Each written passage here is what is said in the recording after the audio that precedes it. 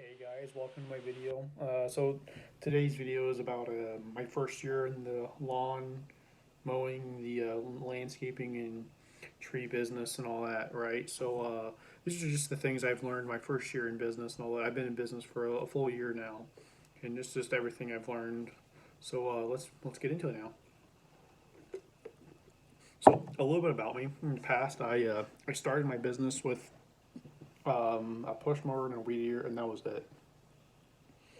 I literally went out and was mowing yards on the weekend for cash and everything like that, or on my days from my other job. I was doing asphalt. COVID happened. We got really slow. It's 20 hours a week. My foreman said, "Hey, you guys find other work, take it." So I did. A little bit of time goes by. I say about a month goes by. Enough clientele built up from weekly mows and referrals and anything like that. One-time mows. I was making more money mowing than I was doing asphalt. And I've also got a CDL, so I could drive a dump truck and all that. But so some of the things I learned my first year in business is just get legit instantly. Just get a business license, like get your LLC, get your city business license, and then just go ahead and get insurance. One, the insurance right thing right there alone, that opens it up so much. People just don't understand how much it opens it up to you. But you will literally be able to get commercial contracts just because you have insurance. Like I've got several now just because I'm insured and I give a good rate and I do honest work. My next thing would say is don't price gouge. I don't cut your throat with a. Don't be the $20-$25 guy. Like here in my area, it's about a 30 to 35 is about the minimum for the industrial rate. So be within the industrial rate. I have a $30 minimum, but it's also me and one other guy mowing, so it's not a big deal. But I also have enough accounts I can pay for myself. I can pay for my guy, and I can still make business profit, and I can still pay all my expenses and all that. Um, Let me think. QuickBooks. This is another good piece of advice here. QuickBooks Self-Employed, the app. It's really simple. It's like $9 or $10, maybe $12 a month, if that. You can run it from your phone. I have an iPhone personally, so you can run it from your phone. It's just like $10 a month, pretty much. It tracks your mileage. And you hook it up to your commercial account. Also, go to your bank once you get your LLC, get your federal tax number, EIN number, and then just get your whole bank account set up and all that, right? Once you get that set up, you attach QuickBooks to that. You can also do your invoicing from this QuickBooks Self-Employed app, so it's super super sweet. I love it. I use it now every day. It's super sweet for me. Um, yeah, a lot of people say in the mowing industry there's a lot of money to be made. So unless you already own your house or something like that, or say you just I don't know, say you had a house gifted to you, and you don't have to worry about having perfect credit, you don't have to worry about having a real high expense and all that. Then I guess then you could make money disappear on paper, so to say, or it never happened, as I say. I got a shit ton. Oh, I got a ton of really terrible advice whenever I first got into business. I talked to a bunch of guys, and so many people told me, "Man, pocket that cash." I was making $200-300 a day, and I was just like, "Huh, where to go?" But man, that's just not the way to do it, honestly. Like, if you want to say you want to buy a new truck for your company, you want to buy a new trailer for your company or something like that, it's like, oh well, you don't make but 15,000 a year, which is something I've ran into my first year. I can't finance nothing because I don't make enough. I don't make nothing because I'm didn't do the right thing. So another thing, get you a good accountant. A good accounting goes a long ways. Everybody thinks their first year, oh, I'll do my own taxes. No, dude, don't don't fuck with it. It's honestly, spend the money, get you an accounting. They'll look for every little thing things that you don't even know about, and they'll tell you, hey, do this, do this, do this. I think something that can help you with your accounting as well is for each and every vendor. Like here, I'm in Springfield, Missouri, and all that. So we have like Race Pros. I go there for parts for my chainsaws and stuff like that, and chains, bars, new saws, stuff like that. I go to them for all that shit, and then I have a different vendor for uh, buying or not buying, but repairing mowers, stuff like that. So I go to this one guy for that, and so I have a whole jacket full of just invoices just from him alone. I just keep all your from each vendor you go to, get very loyal. Like where you get your fuel at, get very loyal. They come and go. I don't recommend their fuel or shit fuel. I get Conoco and fill up 66 only. But get very loyal and put all your fuel receipts into one jacket and have it in a filing cabinet as well. It'll save you a ton of headaches and all that later. So the mowing season is great. Learn how to stripe, learn how to edge, look professional, have a professional appearance, have yourself a decent haircut as well. And beards are cool. A lot of lawn guys have beards. It's whatever, it's personal preference. I like to trim the neck beard, and then every about 2 weeks I like to trim this down to about a 3 guard or so, which is fairly short, but it grows back within a couple weeks pretty quick. So also get shirts that have your company logo and your company name on them. Because when you pull up to a yard and you're just some guy wearing blue jeans and a white T-shirt, people are always like, "Who's this guy?" It's just some guy. You look like, honestly, you look like the guy that's just mowing yards on the weekend or on the side for extra cash. When if you're full time in the industry like how I am, it's just not legit. So I own 5150 Mowing. So I wear everything I wear has 5150 on it, whether it's just a personal shirt, whether it's a work shirt, or even my hoodies. So there's that to it. Your trailer, on your mowing trailer, get you a sign made. They're about $100. It's a tax write-off as well. I bought like what was it, a 3x4 or 4x5 sign on my trailer. I want to say one of the two, but it's like a big sign. I've got a 6x12 with my mowing trailer currently. I'll probably end up upgrading to a 16 foot within a year, but you just get your sign in the back of your trailer. You just look more professional. If you have a 5x8 or a 5x10 or something like that, or even a 6x12, you kind of look like a young business, honestly. But then yeah, a lot of people respect young businesses as well. So there's also that goes into it. Let me think what else real fast. Weed eaters. Here's another thing. Trimmers, as we call them in the business. Choose something good. If you have a guy working for you, if you're running him. So I personally have been running steel for my first year in business.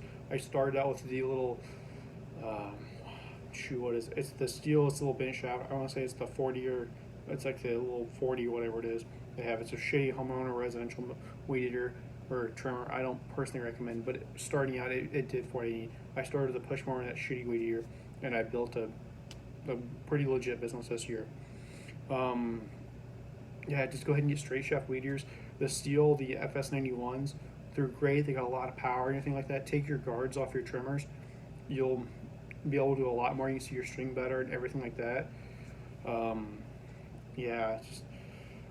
I'm switching over to Red Max or Echo. I haven't decided yet. I'm pretty confident it's going to be Red Max because they have a lot more power and a lot better equipment. So there's that. Blowers, hand blowers are cool and all, but backpack blowers have more power and they're faster and all that. And then you can also use them in the fall for leaf cleanups. And then whenever you do tree work in the winter, you can also use that to blow off sawdust and all that off people's driveways, and it just pushes it out in the yard and it just disintegrates to nothing so you don't see it. So you got that as well. Let me think of some more. Okay, so we pretty much talked about the mowing season now. You go out and mow about the season. Don't do the 7 days a week thing. That's how I started, honestly. It was terrible. I didn't think much about it. I was like grind, hustle. And I was like, but yeah, it's great because you build up a shitload of capital and all that. But at the same time, though, if you get rain for 3 days in a row, you can't go out and mow. So then you're super behind. So just mow Monday through Friday. Get it set up on your accounts that way. And also, whenever you put your people on your account, look up at your route density. Make sure all your yards are on one side of town. So you're not driving over much. You're keeping the miles on the truck down. You're keeping the hours on the mower high. That is what you want. So we talked about the blowers, the mowing season. Okay, let's go off to the fall now. So now it's late season mowing. Okay, so mowing's pretty much right where I live. July mowing gets really dead, and so a lot of people in the business they're like, "Oh shit, the grass ain't growing. What do I do?" It's like, well, people kind of go back to the bi-weekly or the tri-weekly mowing, which is 2 or 3 weeks, all that per cut, which it definitely kills the pocket for sure. But all summer long, you need to be saving that money up and saving and building up that capital for the off season. Because when the off season comes around, you're not mowing. The mower's not turning on. You're not going out and working. So you need to save up money for the winter seasons. So Something I recommend doing is within your first 2 months, build up a shitload of capital from mowing. So come wintertime, you've got that money just for bills alone. So anything you make in the wintertime and the fall time, but it kind of just helps cushion you out through the winter, all that. So now let's go to fall real fast. So you go to fall, and you obviously got your fall cleanups. You got people wanting to do their landscape a little bit, like trim trees, whatever. Maybe you're getting close to Christmas or whatever. They want you to hang Christmas lights, shit like that. So let's start with leaves. So leaves are they're a money maker for sure. I started out, one of my first leaf jobs was like $40. I want to say $30 for a cleanup. It wasn't much. I want to say it was $40, but I blew everything I had. It was a front yard. It was a small front yard, but it was a big oak tree in this front yard. No, it was a sweet gum tree actually. It was a sweet gum tree. And if you're in the industry, you already know they produce a lot of leaves and a lot of foliage on the trees. So I blew all these up into a huge pile, and I had my trailer with me. But on the trailer there was a mower because I was also out mowing that day. And the client didn't want me to mulch the leaves. They wanted me to remove them from their property altogether. So I was like, oh, okay, cool. So what I did was I blew them all up into a huge pile, and then I tarped them. When I put a tarp out, I raked them up on a tarp, and I put them in the bed of my truck. It worked out for that little front yard and all that. I got the everything that was there into that, and anything that was extra, I quote unquote donated to the neighbor, as I call it, to my customers and all that. But so I donated some leaves to the neighbor and all that, and then it made their front yard stupid nice and clean and all that. And so I used those photos I took, and I used those for marketing. But I realized, like, man, like I'm not making much money off that. Like I've put up my prices, and I thought about it because when I thought about it was, I told them the price for it, and they were like, "Oh, dude, that's like they pretty much they didn't tell me it was cheap, but they instantly jumped on. When a client instantly jumps on your number, you tell somebody like, "Oh yeah, I can do this for $100," and it's literally like $300-400 worth of work. They're like, "Yeah, do it instantly." So if a client ever tells you instantly just jumps on and says, "Do it," that probably means your bid was too low. But we'll talk about that in a later date or in another video. But yeah. So learn to bid leaves. It gets you a backpack blower. Hand blowers suck for the leaves and all that. And then also something else in the fall you can do gutter cleaning. It's pretty basic. So what I personally do is I take a ladder, I get on the roof of their house, as long as it's not a real steep pitch. And so if they're already a mowing client of mine, I have a $30 minimum mowing, but if they're already a mowing client of mine, I cut them a rate. If not, blowing out gutters starts at $50. That's just my minimum because it's just I tell customers I'm like, hey, the day I come out to bid the job is the day I also I'll blow your gutters out. So if you want me to come out, I'm blowing your gutters that day as well. So with that being said, I let them know that, and so I come out and I give them a bid for it. If it's a really steep pitch, and what I mean by really steep pitch is if your roof's like this, like a normal roof, you can walk on it pretty easy. But if it's like a roof like this, it's really hard to walk on. So what I do is I take a ladder with me and take a backpack blower and I blow out gutters. It's super fast, super easy. I can do about a 1400 square foot house in roughly 5 minutes, if that. Like that's tops. That's like going over and blowing off the whole roof, making everything look pretty. Like blowing all the gutters out. So and I charge $50 at a minimum with my local area and all that for that. But if they're already a mowing client, I give them a discounted rate because they're a veteran customer, as they say. So then I tell them up front, I'm like, hey, yeah, I can do that. But since you're a veteran customer, I'll go ahead and I'll do this for 30. My prices will start at 30, the same as your mowing price for them because they're already a customer. So you get your gutters now, you get your leaf cleanups, all shrub trimming and stuff like that. That's another great thing you can do in the late summer and fall. You don't want to do it in the midsummer because June, July, when it's really, really hot, August, and dry, you can kill a plant. So definitely be careful with that. Just get online, do some research, learn about your local area. Yeah, just you can do a shrub trimming. It's you will notice more imperfections on the bush than the customer will. I'll tell you that now. You can see one little thing that you missed, and it'll drive you insane. And the customer will look at it and be like, that is a perfect ball. That bush is perfectly round. But you'll see one thing, and it'll drive you insane. So there's that. But if the customer's happy, you're happy. That's another thing to remember right there. But always make it look awesome. Okay, so now going and say we're into wintertime now, or right after about the holiday season, about Thanksgiving. So Christmas lights. A lot of people think they're lawn guys hang Christmas lights. So fun fact about Christmas lights: the landscaper's insurance policy, most landscaping insurance policies do not cover Christmas lights. That's something I just learned this year with my insurance policy I have. I've got $1 million policy for my company, but it does not cover Christmas lights. That's actually an electrician's policy. Come to find out, since you're dealing with electrical wiring. So, but you can hang them. I personally have $100 minimum to even touch a light, or even an inflatable, anything like that. Just it's just not my thing. I don't care to do it. But there's money to be made in it 100%. Sometimes you gotta hang, gotta get boom lifts and stuff like that, or you gotta a bunch of ladders, get on roofs and everything like that. There's tons of money to be made in that, but it's something you can do. Just ask your insurance agent about it as well. So now we're past the Christmas lights and the inflatables. Okay, so now let's think. We're into December, something like that. Some people like to their fall maintenance after the leaves are done, their Christmas lights are hung. Some people disagree with this, but trees in the wintertime are some of the best time to do tree work. For one, around Christmas time, business gets slow in this industry. That's one thing you have to know. It's not just you; it's everybody. Everybody gets slow. You need to try to book things out if you can.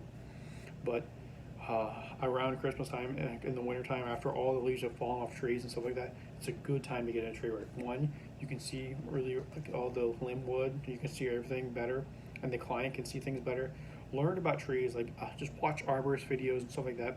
I personally, I lucked out. I used to work for a big tree company, did line clearance, so I got to learn how to do all these perfect cuts, how to do roping and rigging, and how to work bucket trucks and all that kind of stuff. So I kind of lucked out with that. So I already know a decent amount about trees and how to remove them and all that as well. But yeah, wintertime is a perfect time to do trees, especially if you're in the lawn industry, because you're slow, you're looking for work, you don't want to sit around home because you're an entrepreneur. You want to get out there, you want to make some money, and you want to stay productive. You sit around and you drink beer all winter, something like that, you're just going to be fat come spring, you're going to be out of shape, and you're going to be like, man, F my life. That's kind of what it was looking like for me at first. But oh well.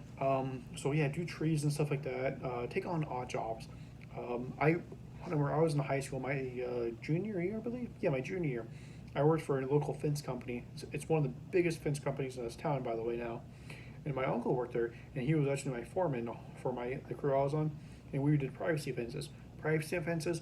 There's money in those. I mean, here recently or locally where I'm at, all the fence companies, there's about a $30 per linear foot. That's a foot is literally like this.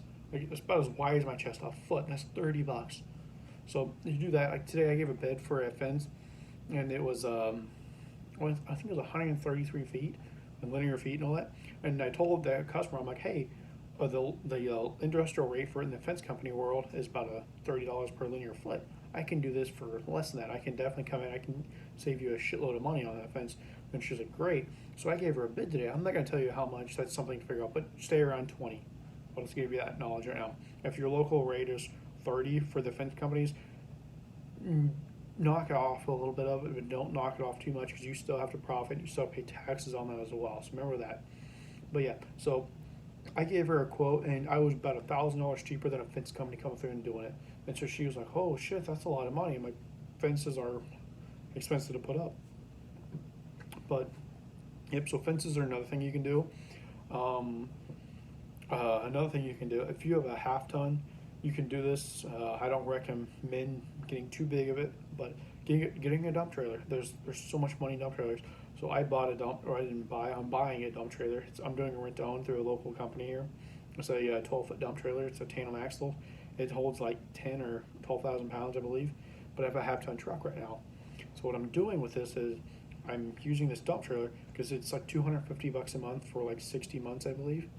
So I'm paying like what 6 or 7 grand for this trailer. But what I'm doing with this is I found work with realtors. Realtors are a great way to stay busy in the wintertime. And even come spring, because during the summertime and stuff like that as well, they need properties mowed, and they want them to look professionally mowed. Like they want the grass to look perfect. They want stripes. They want the edging, and they want the landscaping linear on point.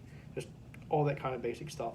So realtors are also another good thing to get into, and you can do work for them in the winter, whether it's demolition, remodels, something like that. If you want to do that kind of stuff as well. But I got a dump trailer in I kicked the idea around for a solid month before I finally decided to invest into one. But I told a couple realtors that I was doing work for, I was like, hey, I'm thinking about getting a dump trailer. If you guys want like junk hauled off or whatever on properties, let me know. And they're like, well, how much? And then I thought about it. I looked at prices for dump fees and all that. So what I'm literally doing is I'm profiting a minimum of $90. If I don't make at least $90, that's before taxes, by the way. So if I don't make at least a minimum of $90, just dropping off a dump trailer and letting them fill it up with just like carpet, I don't know, drywall, studs, boards, whatever. Like right now, my dump trailer is literally sitting at a house for a realtor, and that they're gonna fill up. But yeah, get a dump trailer. You can use that 3 times a month, 3 times a month, if depending on how you charge them for it, and you can make them pay your monthly trailer payment. Like in the morning, I'll be picking up my dump trailer and I'll be making $100 just to drop it off, take it to the dump it, and I'm going back with it with my lawn and tree business. So there's also money to be made right there. That's a junk removal business. That's a whole other series of businesses you can look to, but that is money in the wintertime for you guys as well, and also in the summertime when you're out cutting grass, your dump trailer can be out getting filled up with junk. Trees. Okay, so the fences deal. Okay. Wintertime is also another good time for landscaping. It's a great time for it, especially if you want to build like retaining walls and stuff like that. That's something I've done. Or if you want to put in using your dump trailer still, gravel rock driveways for like 1/2 inch or 3/4 inch sheetrock, which is like basically what you see on most gravel driveways, the white stuff. That's something else I do. I figured up how much it cost me to go buy it, and then how much to. Wow, that's a fat cat jumping around. But yeah, how much to install it and all that as well. So you got that option.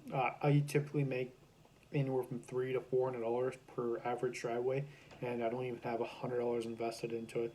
By the time I spend fuel cost, material for the gravel, and all that, I don't even have $100 invested in the whole thing. But I send it off an invoice, and I do most of this kind of stuff for my realtors though as well because they're trying to sell a house on the market. So um, that's another thing you can do is gravel driveways, stuff like that. Junk haul offs. You can do tree work. Also, using your dump trailer for trees is amazing. It's super stuff. I'll probably go into more detail with each and everything I've kind of talked about through this video and all that as well. But yeah, the dump trailer is a huge thing. You can haul so much stuff. If you got a 1/2 ton, I don't recommend getting anything bigger than a 12-foot dump trailer. I've got a 12 foot and I've got a 1/2 ton truck.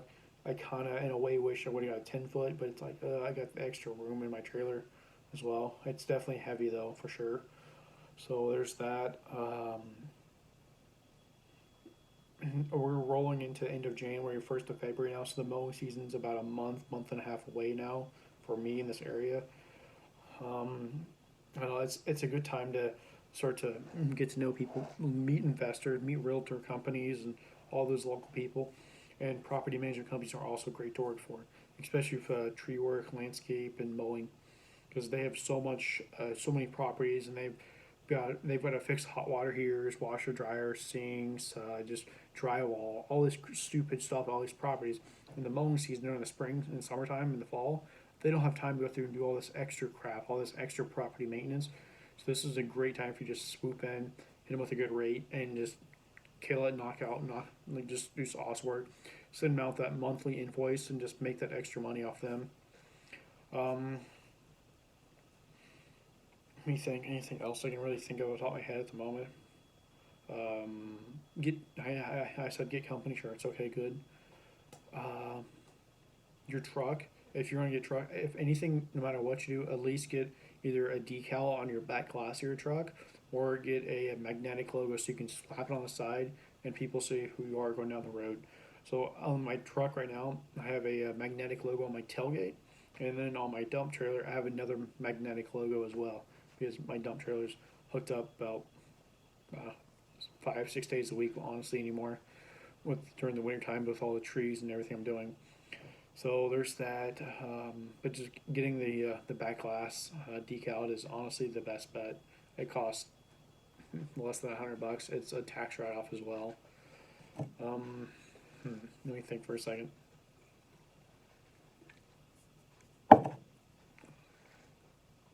Okay, so springtime comes around, try to get ahead of the game with picking up new clients and all that, and then get a hold of your old clients from the previous season. Like I've got a whole list over here on a dry erase board of Monday through Friday who I'd mow on what days and everything like that. And then they're pretty much they're all wrote down, so I know who they are.